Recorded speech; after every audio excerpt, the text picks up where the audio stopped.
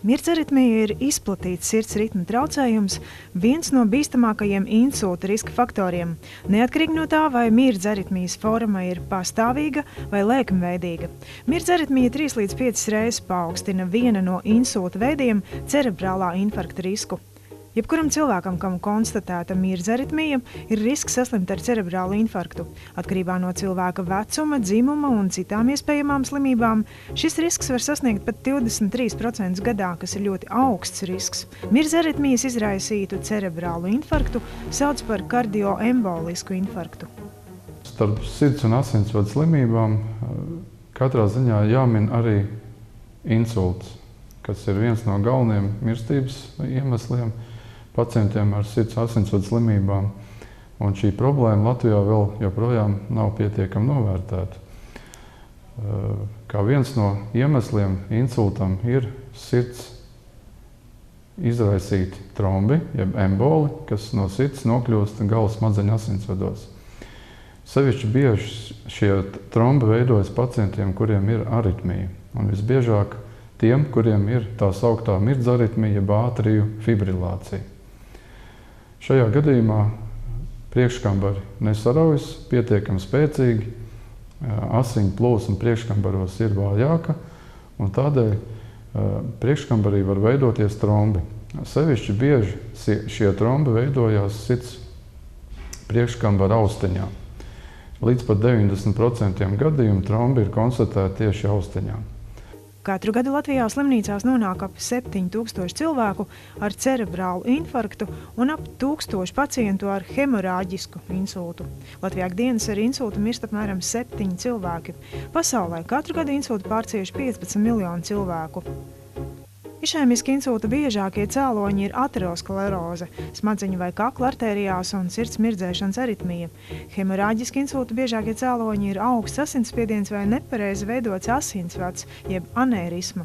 To, kāda veida insults noticis, var diagnosticēt tikai veicot galvas smadzeņu izmeklējumus.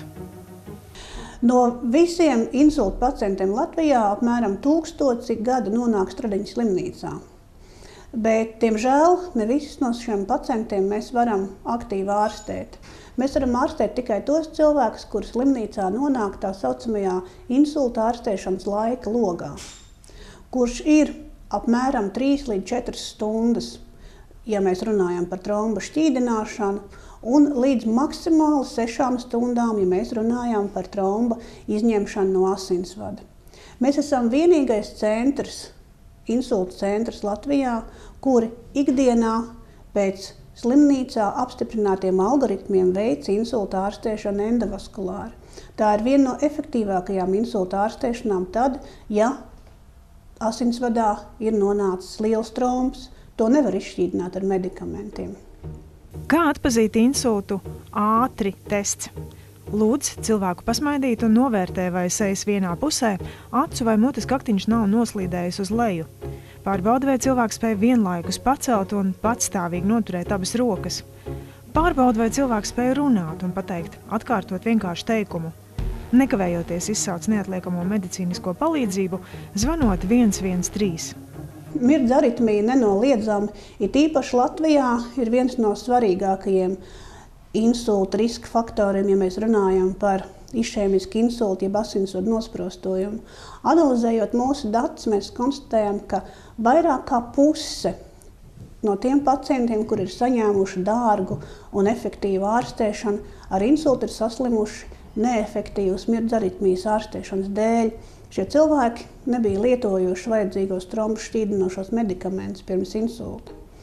Sirds priekškambaru fibrilācija, jeb mirgošana, ir plaši izplatīta slimība, sevišķi vecāku gadagājumu cilvēku vidū, kuriem bieži vien ir vairākas blakus slimības, jeb riska faktori – arteriālā hipertensija, cukuru diabēts, koronārā sirds slimība, sirds mazspēja, kas palielina kardioemboliska insulta risku.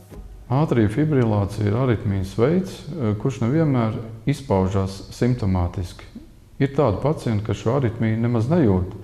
Un tikai griežoties pie ārsta, pie savu ģimenes ārsta, kad pacientam tiek izmērīts asinsspiediens, noteikts pulss, tā ritmiskums, tikai pavisam nejauši atrod šo aritmijas veidu. Līdz ar to tas ir īpaši bīstami pacientam, jo pacients neapzinoties, ka viņam ir aritmija, ir pakļauts ilgstošam insulta riskam. Tādēļ, protams, jebkuram cilvēkam, sevišķi pacientam gados, būtu regulāri jāapmeklē savus ģimenes ārsts vismaz reizi gadā, jāveic spiedienu mērījumi, jāveic pulsu mērījumi, kā arī jāveic elektrokardiogramma. Kreisā priekškambara austiņas perkutāna transkatetrāla slēgšana ar oklūderu ir alternatīvs kardioembolijas profilakses veids pacientiem ar priekškambaru fibrilāciju, kuriem nav iespējams nodrošināt adekvātu terapiju ar orālajiem antikoagulantiem. Kreisā priekškambara austiņa un labā priekškambara austiņa. Tie ir kā savdabīgi rezervāri, kuros uzkrājas asins, tad, ja ir tilpuma pārslodze, vai sirds strādā ļoti ātri un sirds iztukšošanās sirdsdarbības cikla laikā ir kavēta, tādā gadījumā šajās austiņās var uzkrāties arī liekas asiņu daudzums. Tad, ja pacientam attīstās priekškambara mirdzēšana, priekškambara vairs nesaraujās ritmiski un šajās austiņās, jeb sirds piediekļos, var veidoties trombi. Ja mēs atveram vaļā šo mulāžu, tad varam redzēt, ka priekškambara austiņas ir tāda nelīdzena virsma, kas arī var veicināt trombu veidošanos. Te mēs redzam sirds priekškambaru, šeit kreisais kambaris. Ja?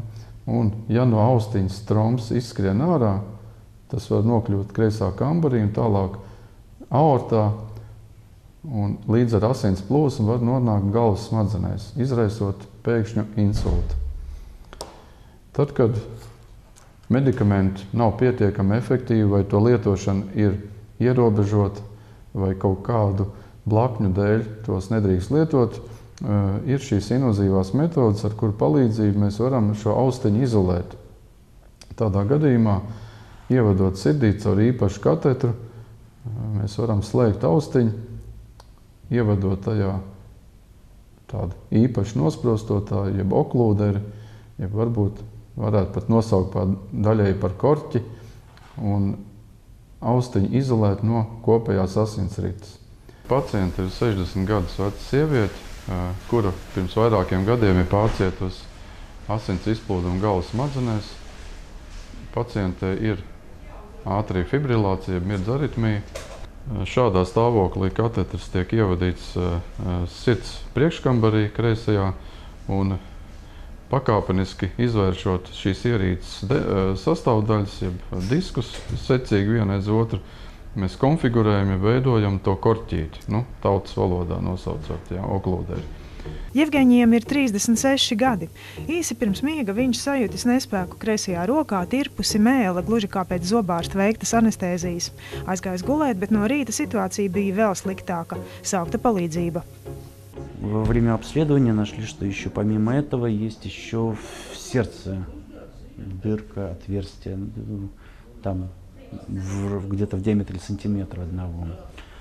То есть, и решили, что чтобы не было повторного, шанс остается все равно, что может быть повторный, но лучше отсрочить это, либо вообще не полностью убрать эту возможность, это неизвестно, это не в наших руках, и не... надо сделать операцию на сердце. Jaunākiem pacientiem, kuriem nav nekādas aritmijas un nekādas citas sirds saslimšanas, nereti, diemžēl, arī nākas ciest no insulta. Tad ārsti, neirologi, kardiologi, ģimenes ārsti rūpīgi izmeklē pacientu, lai noskaidrotu, kāds ir bijis insulta iemesls, lai novērstu draudus nākotnē. Ir gadījumi, kad mēs atklājam nelielu atorīti sirds priekškambarī starp abiem priekškambariem. Šādos gadījumos, ja nav cita riska faktori, mēs varam piedāvāt šīs atvērtās ovālās atveres slēgšanu ar arī īpašu oklūderi, jeb nosprostotāju, to ievadot caur katetru sirdī. Šo nelielo procedūru veids vietējā anestēzijā ar nelielu sedāciju, bez kopējās narkozes, katetru ievadot no apakšējās dobās vēnas, labajā priekškambarī, šķērsojot atveri un secīgi atverot divas šī oklūdera daļas, kreisais disks un labais disks, un no abām pusēm kā tāda savdabīga kniede aiztaisot šo starpsienu cietu. Latvijā kreisā priekškambara austiņas slēgšanas metode tiek lietot jau no 2010. gada. Tomēr mēs sastopamies to, ka gan ģimenes ārsti, gan neirologi, gan kardiologi nav pietiekami informēti par šīs metodas pieejamību. Līdz ar to pacienti netiek sūtīti un netiek konsultēti pie mums, lai izvērtētu nepieciešamību veikt šo metodu. Gadā mēs veicam 5 līdz 7 procedūras, savukārt vērtējot to, cik pacientiem mēs varētu palīdzēt un cik pacientiem šāda metoda būtu nepieciešama. Es domāju, ka gadā tas varētu būt vismaz 50 procedūras. Bet arī tad, ja mēs par to rūpīgi pastāstam, nevienmēr ārsts spēj novērtēt, kurš pacients būtu piemērots tai metodei. Ir it kā iekšējas bailes vai liekas pārāk sarežģīta metode, vai nav pietiekama pieredze, nav uzticamība tai metodei kā tādai. Līdz ar to pie mums nonāk pacienti vai nu ļoti, ļoti smagi, ļoti novēloti, vai nenonāk nemaz. Ļoti svarīgi, ka par šo metodi zinātu visi ārsti un visi pacienti, lai izbēgtu no smagām slimības sekām. Un, kas svarīgi, metode ir valsts apmaksāta. Pacientam jāsadz vien slimnīcas izdevumi.